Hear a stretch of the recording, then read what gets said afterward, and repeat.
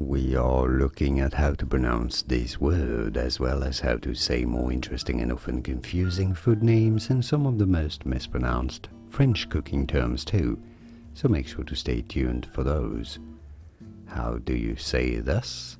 In France, in French, it is said as choux. Choux, yes, because it is French, this is the plural of the word, that's why it's got an X at the end. And because the X is the last letter in the word and it's French, well, it's not pronounced. So it's obviously not choux, but rather choux.